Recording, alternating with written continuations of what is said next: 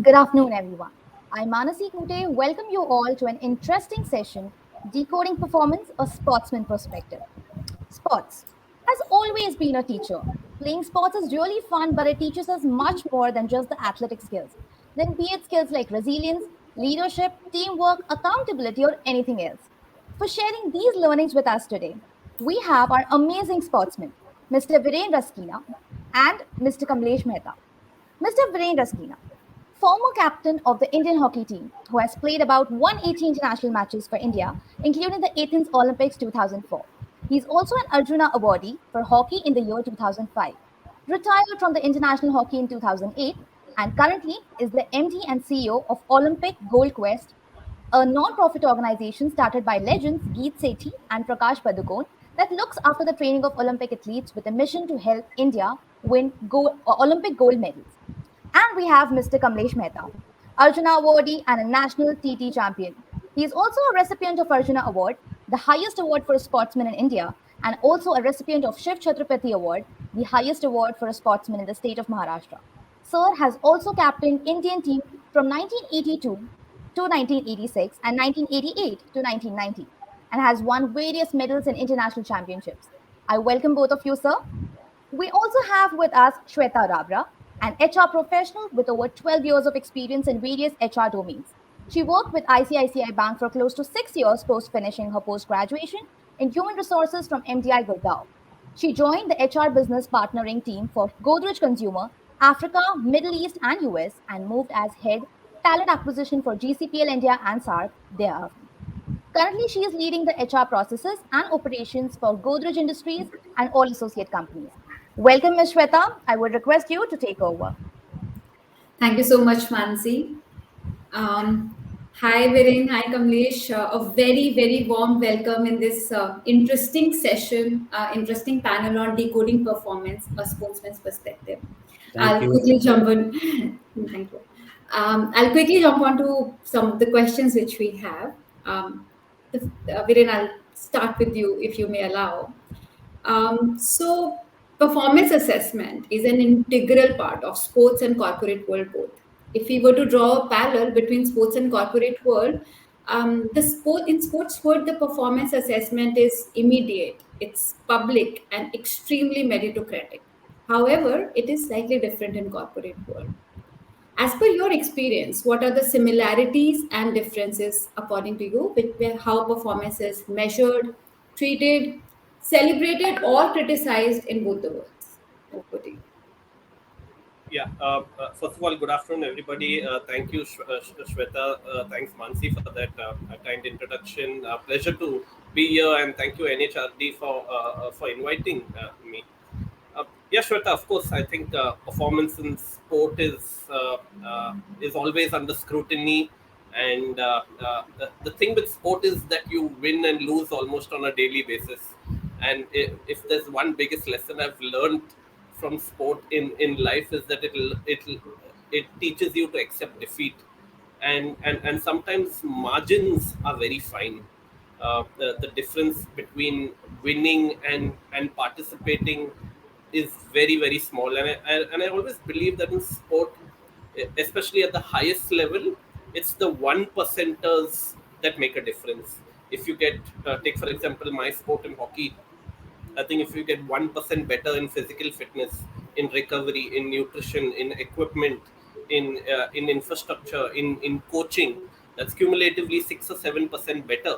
And now you multiply that by 16 players in a hockey team, and that can be a big difference. And it always boils down to the fine margins, because when you're playing Australia or Holland or Germany in a 60-minute hockey match, and it's 1-1 or 2-1 with 1 minute left on the clock, and your heartbeat is going to 200 beats a minute, and you're so exhausted, you're so tired, you can't think, and your mind is tired, your body's tired. But that's, I think, when champion athletes have to really produce their best under difficult conditions, under difficult situations. And I think a very important thing about sport is decision making. In Kamlesa's sport, table tennis, you're making decisions every single point. In hockey, in a 60-minute match, the pace of the match is so quick. You're making decisions literally every second, whether to pass, whether to dribble, whether to hold the ball, whether to scoop the ball, where do you run on the field. So it's about decision making under pressure. And I think sport really teaches you to make those right decisions under pressure, to adapt very quickly. Because I think, no matter how much you plan for a hockey match, when you go onto the field, almost invariably nothing goes to plan. And that's why you got to think on your feet, be very quick. And in sport generally, it's also very black and white. You either win or you lose. There's no generally no in between. Uh, and, and, and, and and that can be harsh and brutal sometimes, because you train for so long, and sometimes you lose in the final second or in the final point, and that can be hard. While in the corporate world, I think the risks are much less, and it's spread over many people. While you're in sport, you take much more responsibility. I'm not saying that one is better or the other. There's no right way, wrong way. But I just think there are a lot of lessons to learn from sport, and the kind of meritocracy that you had mentioned about. And yes, it can sometimes be brutal, but I think you learn a lot from your defeats. Right. Thank you, Viren. I think yes, very well said about aspiring to be in your top game, that top 1 percentile which you mentioned, and being your best is, I think, what they aspire to be. Now again, Kamlesh, if I direct the same, extend the same question towards you, and taking some points from what Viren just said. The fame and success, I think, comes after years and years of hard work, reaching that top 1%, being actually champion of the sport, reaching that level of decision making, understanding your game so well. Then there is a success and fame which also follows. I'll draw a parallel with corporate world again, where there is an expectation of immediate rewards, recognition, promotions, very fast growing careers, bonuses. However, in sports, it may take years and years of hard work and sweat and grit before the actual success and fame comes in. So what is your take on this, Kamlesh? Good afternoon, everybody. Thanks, Sweta and Mansi. And thank you for inviting me for this national conference. Well, the subjects are, since it is regarding sports, no, it makes a lot of sense to us. I fully acknowledge what Viren just said. He said that, sports has taught us to accept defeat. Now, what is defeat and what is success? That is one thing that is very relative. Like, I may lose a match after playing well with a very good player. So for me, that is a success, but result is a loss. Similarly, sometimes I play bad, but I still win. I'm not very happy or satisfied. So agreed, it varies. Success is also very relative. Similarly, is also losses. And the idea of performance assessment is normally viewed as if it is part of an exam and critical. But yes, it do is critical. But the aim of all this assessment is making you better than what you are today. So the objective of both is very common, whether it is sports or whether it is corporate. These assessments are basically to help you understand yourself better. So basically, becoming successful is a battle with your own self. You have to focus more inwards than outward, because it's your inward strength and inward belief is going to help you to be better than what you are. It's very easy to say that okay, every Olympian that who goes to participate, the country must win a medal, but it's not so. We all know it. And as he rightly said, that at that level, smallest of margin, like PT Usha lost by just 1/100th of a second a medal, and that chance never comes again. So it's once in a lifetime chance. And yes, I would just give a comparison of what when Viren and I were playing. Our assessment was basically based on naked eyes. Not many assessments were done, no data was available, no technology was available. So it is more based on an individual coach or a team of coach In hockey, fortunate I would say that hockey always had a coach. We had coaches who were basically playing musical chairs. So we don't know the coach till the last many times, and so obviously we cannot expect him also to do. But yes, now with technology coming in, it has played a very important role. And with this technology, we keep on seeing the matches again and again, again and again. And there are many times even expert eyes cannot pinpoint those error. I will tell you that there was a player in table tennis. I was trying to teach her foreign receiving, which I could do it easily, but in spite of telling her so many times, she was not able to do it. And I also was not able to understand why. Then we videoed her. We showed it to her. We showed her what I was doing and what she was doing. The basic understanding itself was wrong. And when she saw the actual comparison in the next session, she immediately learned that. So these are the small examples that I'm giving, that how important this assessment, regular and continuous assessment, it may be critical, but this is one quality that if you want to go up, you have to accept criticism. And physical assessment is the only addition which is little different what happens in corporate assessment. In corporate assessment also are the same. Your performance, you are given target, planning is given, you are given a role what to do. Yeah, there are much more standardized roles that have been given. But like Viren said, in a hockey field, you may have a strategy that okay, you have to be you are a forward, you are given a role to score goals and being in the forward. But if need be, he has to come back on his own. Nobody will tell him on the field, oh, you are a forward, but you still need to go back to defend your team. But that has to come from within, and that is fast decisions, quick decisions depending on the situation. So that is one major thing that sports teaches us, is to be decisive. And corporate is all about success, is all about decision. If there is a wrong decision, that can be corrected, but a no decision, yes, there is no remedy for a no decision. So this two major factor, I would say three. One is accepting defeat and digesting victory. When you suddenly get a big victory, it's also as dangerous as you get a big loss. So sports teaches us this, that nothing is permanent. You have won a match today, fine, this tournament is over. Tomorrow is another tournament starting. Get back to ground zero. Start off from there. You have to start from first round. There is no like that. You have won this tournament, so okay, you start away straight away in the final or the next round. Doesn't happen. Similarly, in corporate, you may get your promotion, you may get your rewards. Yes, though that is for your already done action or performance.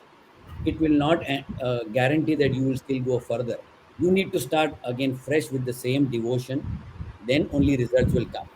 And everything else remains the same, because it's the human that we are actually analyzing, not the performance. The man behind the performance is very important, as what you have said, that HR means human resources. So our focus is on all the qualities of a human being, and that helps us to understand him better and also understand ourselves better. Only difference in an performance assessment between corporate and this is, in sports there is a very good amount of part of physical assessment, because nowadays whether it is table tennis, hockey, football, even chess and billiards, I have seen those players focus so much on physical training because it's becoming so stressful, so much tough, and the difference is very very small. So every extra effort that you put in whichever direction, like diet, proper rest, physical fitness, uh, good environment, positive vibrations nearby, all these things play a very important role, which makes the 100% of the success. Right. Um, yes, Nisha, I think very well put there. And there are a lot of themes which I picked up from what you were saying. Importance of knowing your role, identifying your role is another theme. And while we are at the topic of role, you played a great role as a coach. And apart from being having your own individual as your achievement as an individual player, I think you played a huge role as a coach and guided several generations of junior and senior India stars. So that's hence my next question is focused on your role as a coach. So what do you think makes a great coach? And I would want to also explore the importance of honest conversation in the role of a coach. right? So the conversations are more outcome focused or effort focused. If we can explore that difference in a sports and corporate world coaching scenario, that that's where I want to Am I know. supposed? Yeah. Yes. So okay. Yeah. Thanks, Sweta. I think you've very well merged what we said, that we during our time coaching was a part-time career. It was in fact not a career. I mean, I started when we had coaching only periodically, only during summer camps. Otherwise, it was learned by your own self. Over a period of time, the importance of coaching in India has enhanced, and we have now realized how important a role of a coach is. Recently we just were asking a lot of players, just take a, what are the few things that they would want to perform at the highest level, different level players and parents and all the stakeholders. The one thing that came up in this questionnaire that we had, which was on the top, was that we want a good coach.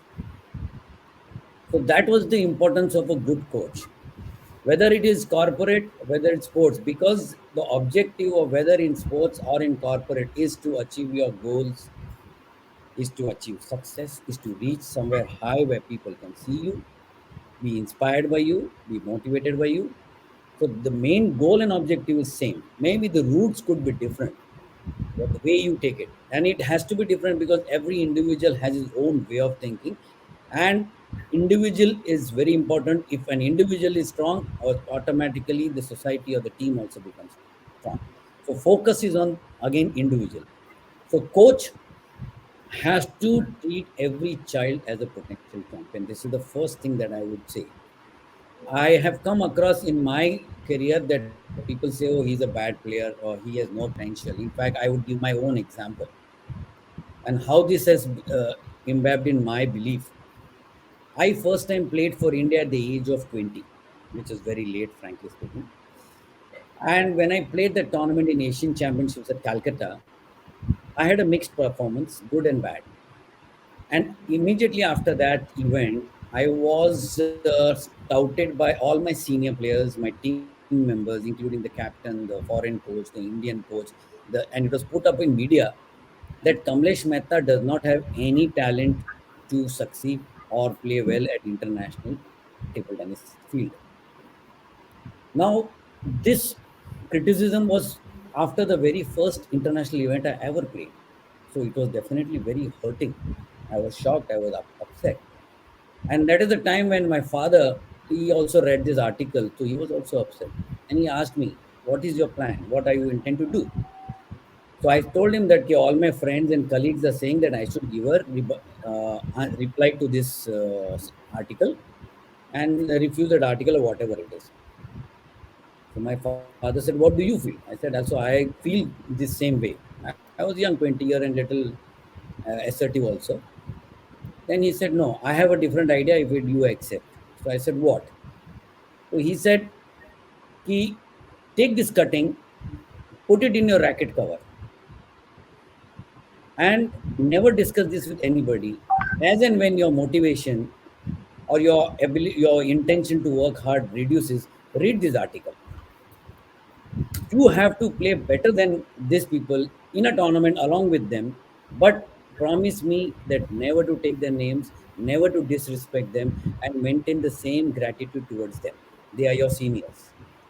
So this was the wonderful advice that he gave, and I did that. I cut that article, kept it in my racket, and as every sports person, initially I was very harsh and playing very hard.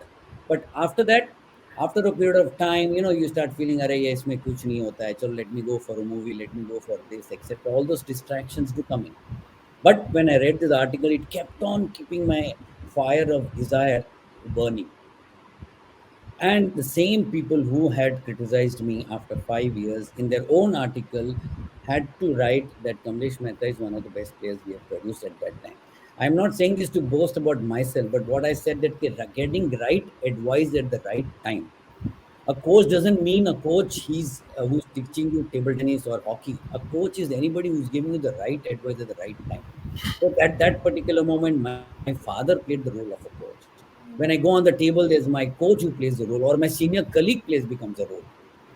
So coach role, it changes, and nowadays it is so important a role of a coach because the game has become very stressful, competitive, and also people are looking up as career. Their life depends on them, and they need people to think to help them, support them. And I strongly believe coach is now in the modern sports or modern corporate. A coach has to be need not have the fullest knowledge of the sport, but most important thing is he should be sincere, dedicated, and he must have empathy towards his children or his students. He must strongly believe that every child can become a champion at any time. Like I was nothing in junior, in only seniors I made a mark. Had and so many people said, no, since you're not good in junior, you'll not become good in seniors. I do not believe that. Any player can become a champion anytime. Anything can be a turning point. And till then, a coach must be patient, have strong belief irrespective of the current performances, and keep on encouraging. And lastly is about the honest feedback. There is nothing more important than honest feedback. Like when we talk to players, they are hesitant to tell the truth. But I have benefited from that. In one example, in a national ranking, I played very bad. I was playing super in practice. When I came back, my senior players asked me why you played bad, and I immediately said I was overconfident. I thought that since I am a better player, I'm a better ranked player, and I have worked hard and I'm playing well, I will definitely win against the other players. And that zonal was my worst performance. I finished number 7 out of 8, top 8. And immediately after that was national. So he immediately asked me to write it down, and then I worked upon it, and I won the next national. So basically, honest feedback, when you give it's only for your benefit. Thank you. Definitely, Kamlesh. I think very early on in my own career, I heard someone very senior give me as a piece of advice that always take feedback, honest feedback, as a gift, because that is something which is going to make you grow. And I think that is one mantra which I'm following till now. And it is, I totally resonate with what you just talked about, honest feedbacks. Kamlesh, thank you so much. Viren, with this, let's move on to one more very, very important role in sports, which is being a team player. You know, since you come from a team sports, I think team sports are not about shining just as an individual. Instead, it's about having the best outcome possible through the use of team, communicative effort. So, how to build that synergy in the team that focuses on the collective win and not an individual gain as such? Right. Yeah, Shweta, I've always been part of team sports, and that's one of the reason why I love hockey so much, because I think in a team sport you realize that uh, the collective strength of the team is far greater than the sum of the individuals. And I hate working in isolation. I love working in a team, and in a team environment, you realize that every single person has a role to play. Whether it is the forward line, whether it is the midfield, whether it is the defense, whether it is the goalkeeper, everyone has a particular role on the pitch, and if everyone performs their role to the best they can, the chances of your team winning are that much more. And there are so many aspects to this. I think one very critical aspect, which may be very crucial for the coach or the captain or the leaders in the team to create, is an environment that is conducive to excellence. And if that environment is conducive, I think it just enables the team to perform that much better. Now, there are many ways in which you can create an environment conducive to excellence. Maybe one of them is simple factors like communication and respecting everyone's thoughts and opinions.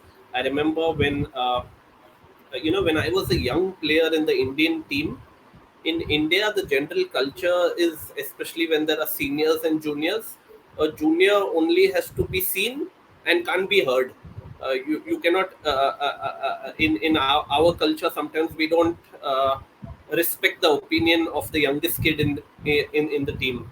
And it was the same for me. I remember when I came into the Indian team at the age of 18, 19, I would only play when I was told to play, and I would sit on the bench when I was told to sit on the bench. I couldn't dare give my opinion in the team meeting that what we were doing was crap and we needed to do much more better, or do things in different ways. And I remember when, after I retired from the Indian team, I went for 1 year to play in the German hockey league, in the Bundesliga, which is one of the strongest hockey leagues in the world. I was playing for a club in Stuttgart. And the captain of my team was the then captain of the German national hockey team. He was a two-time World Cup gold medalist. And we had a very senior, experienced international coach also. And I was delighted to see that in the team meetings, every single person was given a chance to speak. Even the youngest kid in the team, who happened to be a 17-year-old German boy. And I was even more happy to see that very often what the young kid said was successfully implemented on a pitch during the match. And it got me thinking that number one, first is we have to have an opinion in the first place.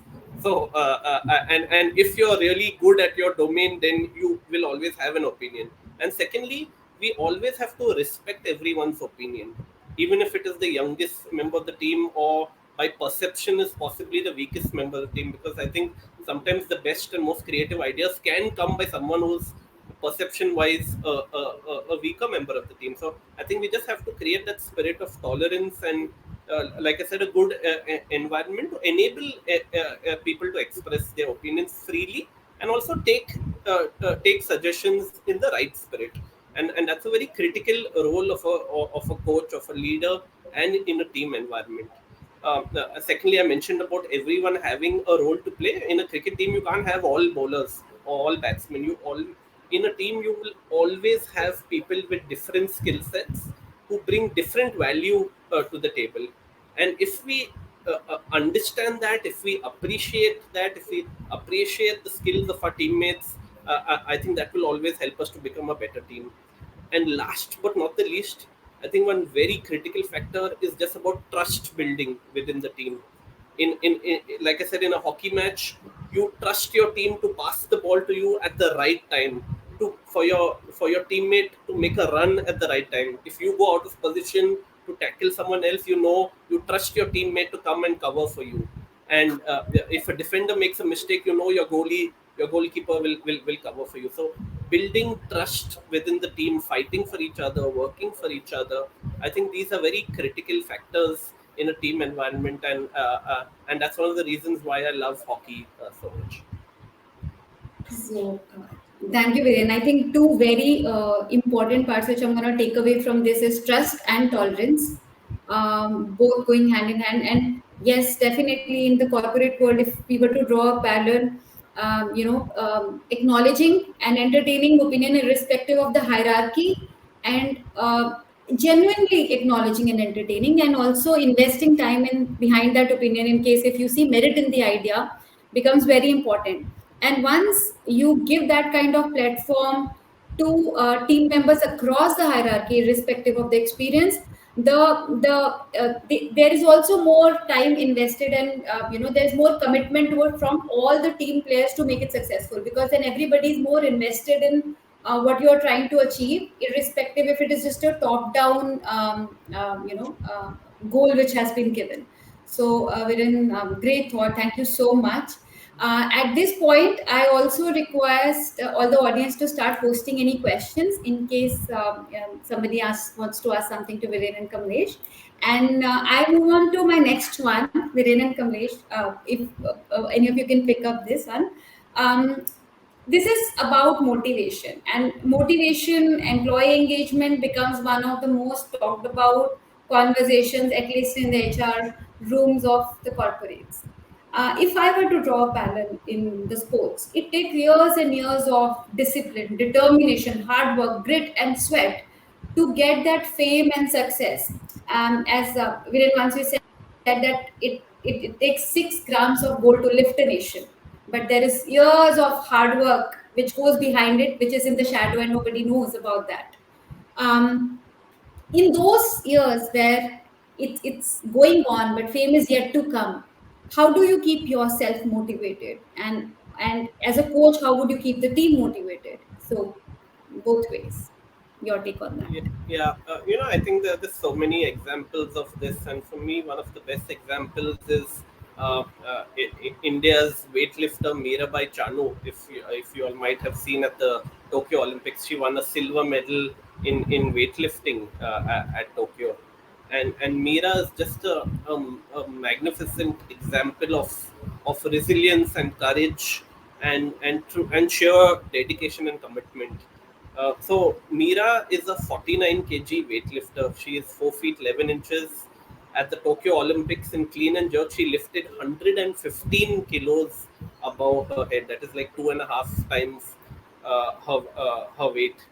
And I'm around 80 kilos. I pride myself on being decently fit, but I cannot even lift that bar 2 centimeters off the ground. And here's a 49 kg girl lifting that bar above her head. It's impossible for any normal human being to even think of achieving that, let alone actually doing it. But what is more important is Mira failed at the Rio Olympics. She was training for 5 years before that, from 2011-12, day in, day out, training, training, training. And at the Rio Olympics, she failed in all her three lifts at Rio. And she equated that to someone rehearsing for a very public speech for 5 years, and when you actually go on stage you forget your lines. And it was hard, and yet she gathered the courage to recoup, to recover, and to come back from defeat. We made changes in her training. She got a better sports science support. She got a very good sports psychologist to help her overcome that fear of failure. And finally at Tokyo, which was again a delayed Olympics by 1 year because of the pandemic, when she finally lifted 115 kilos, won the Olympic silver medal. All of us cried buckets of tears because we knew what went in the background to win that Olympic silver medal. It was literally not 5 years between 2016 to 2021, but literally from 2011 to 2012. So almost 10 years of effort to win that Olympic silver medal. And I just want to say that the Olympic medal is not won on that day when a billion people are watching. It is won every single day at 5:30 in the morning when no one is watching. And so the true effort, dedication, sweat comes when no one is watching. What you showcase in front of many people, that is for a very short period of time, but the that end result and outcome is the result of the brick by brick you lay down every single day to build that very nice house in the end.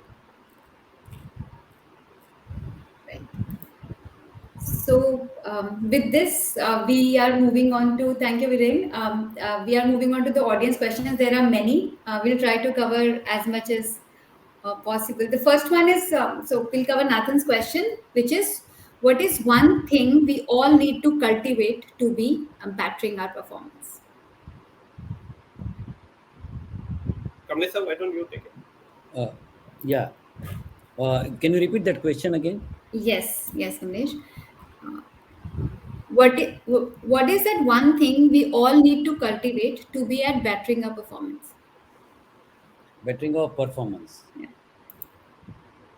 One thing in India is we have to focus on development of mind. See, we all say that mind over matter. We all focus a lot on physical aspect of training, or the technical aspect of the training on the court, on the field, etc. But God has kept our head on top. So basically, I have realized one thing in my field, as well as in my coaching experience and now as an administrator, that we do not give enough time for mind training. Like in Mirabai's case, having a good psychologist, we changed her attitude. That's what Viren just mentioned. So that small thing, that small twist in the mind can really make a lot. Whether you talk about motivation, whether you talk about getting up every day at 5:30 without getting tired, all these things starts in the mind. It's having a big goal, having the dream, and but having the courage to go after the dream and not to give up till you achieve that dream. So basically, it's the focus of mind. We have to be mentally more stronger more clearer, and more focused on what we actually want. And that means cutting out distraction, having discipline, and it all starts in your mind first. So focus on mental training, which rightfully now in sports science, through sports science, we are able to give to our younger players. Even from the age of 12 now, players are having and realize this importance. During our time, अगर if मैं जाऊंगा ना कोई mental trainer के पास, तो बोलेगा तू पागल हो गया क्या, तेरा भेजा खराब हो गया लगता है, इसका माइंड में कुछ प्रॉब्लम है, केमिकल लोचा है. So that was the way of we looking. But now we know that it's a perfect science. It's a technique which helps you to be better, because your thoughts are the first thing that happens, and then your body follows. So I think if I have to put it just one word, one thing is focus on our mental strength. Sure. Thank you, Kamlesh. Unless you want to answer a specific question, I'll just read out the next one. Yeah. Okay.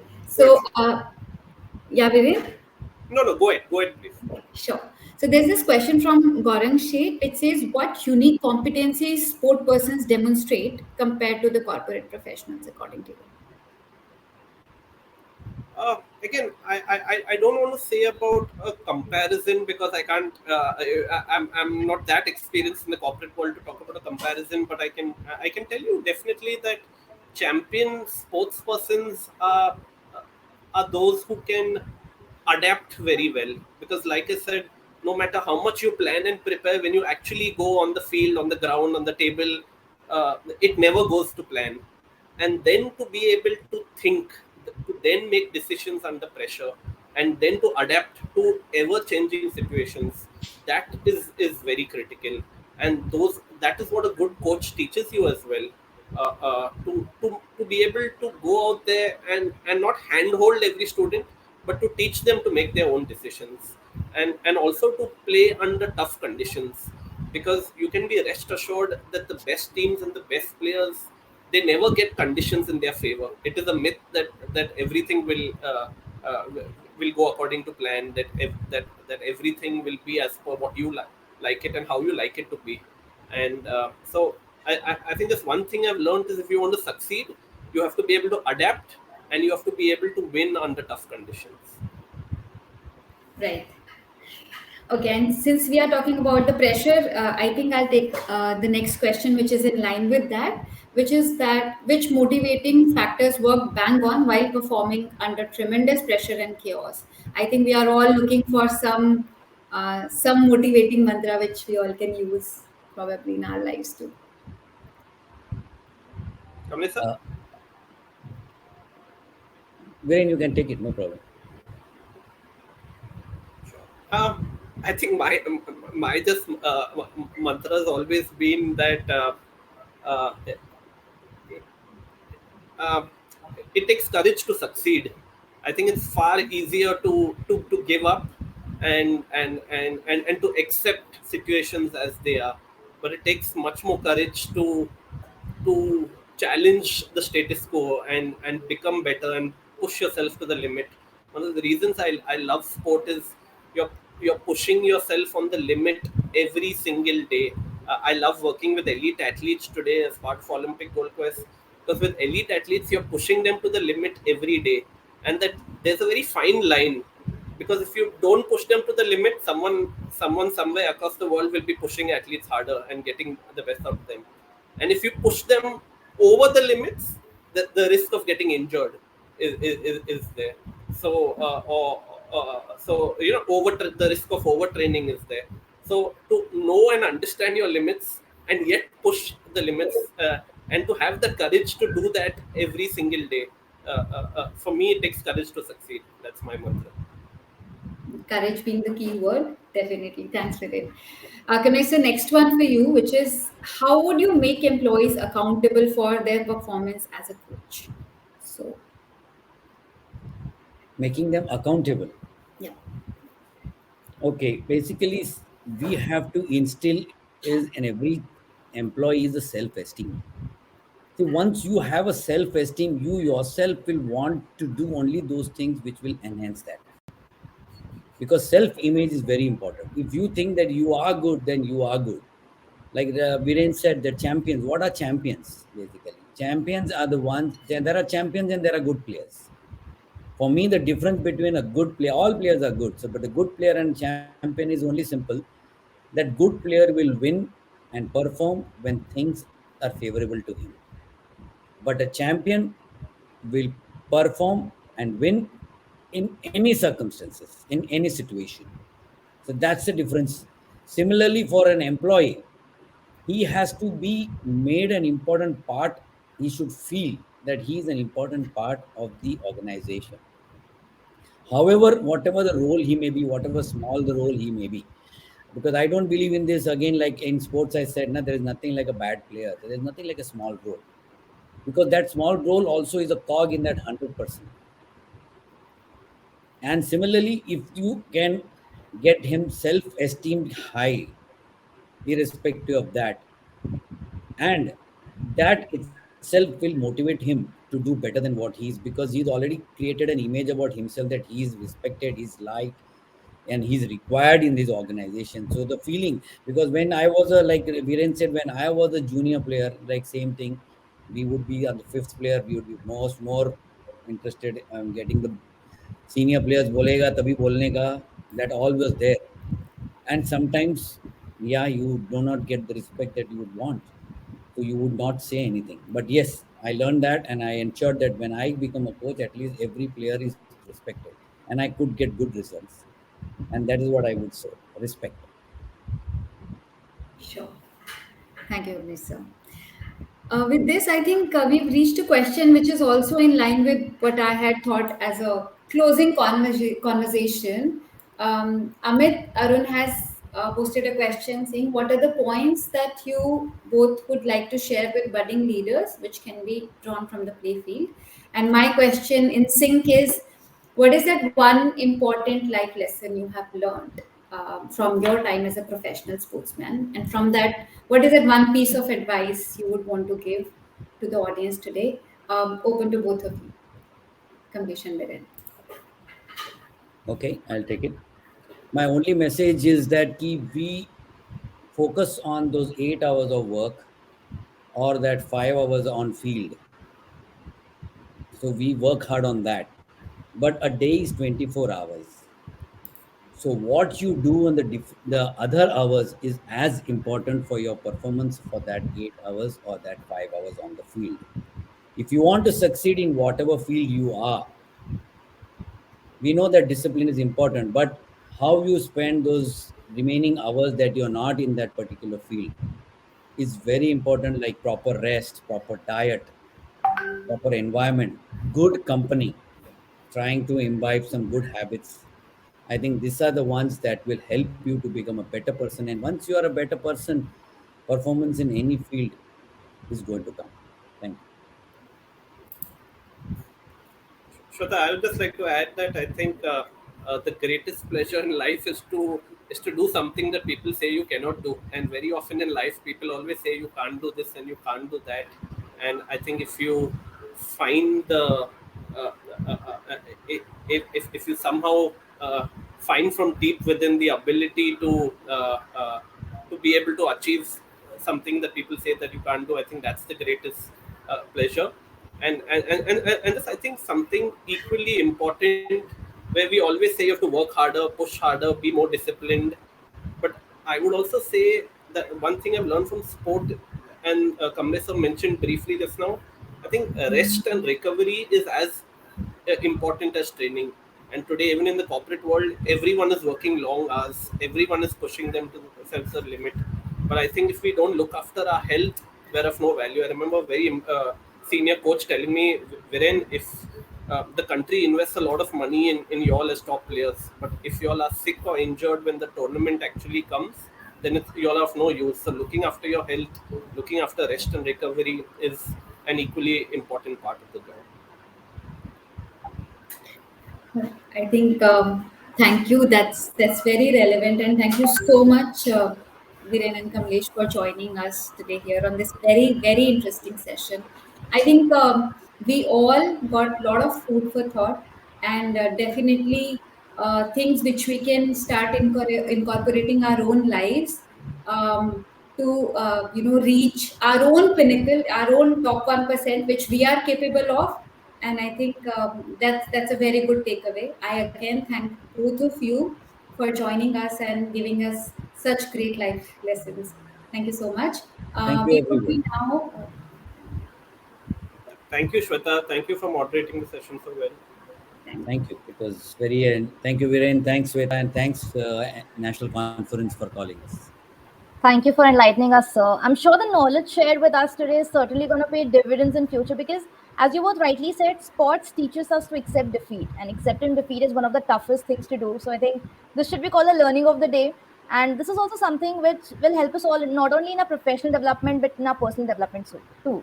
So thank you so much for being with us here. Thank you so much, Ms. Shweta.